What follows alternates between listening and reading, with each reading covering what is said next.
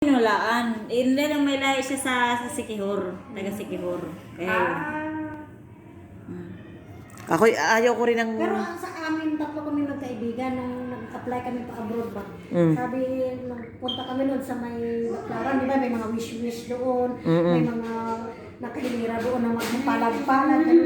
Sabi sa akin, sa kaming tatlo daw, ako ang maswerte sa maging amo. Totoo naman. Oh, totoo Kasi nga. sila hindi nagtagal na uwi na ng Pilipinas. Oh, ngayon, ilang taon ka na sa amo mo? 11 years na. Oh, tingnan mo, mashallah. Ay, ikaw naman, Lila, ilang taon ka na sa amo mo? Ay, ikaw naman, Inday? Ano nangyari? Ano nangyari? Anong nangyari? Ba't kayo naghiwalay? Ay, ikaw naman, Mel, ano nangyari sa iyo? Ah.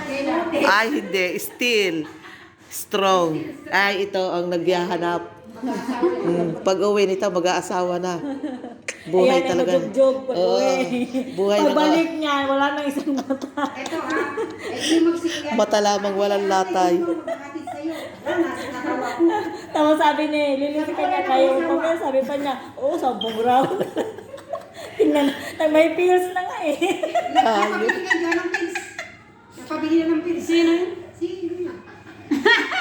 Ay, bayag yun. Malas yung inyong pagkakapag-asawa na yun na sabi mo na naghiwalay ang batch na pangit ang bendisyon ng pare. Oo, talagang dahil libre. Sabi, kayo'y hindi magtatagal. Hindi, ang bendisyon yun. Kaya nga sa Ama, sa Anak, sa Diyos, Espiritu, hindi eh. Oo. 5 star eh. Sa ngalan sa dulo. may Ang sa inyo, ano? Naghiwalay. Talaga na mga bats. Oo. Halos lahat po. Yung nakilala ko ba sa amin. Kamalas ng mga buhay. Yan ang buhay ng OFW. Mapasala sa nabalo, napahiwalay at kumabit.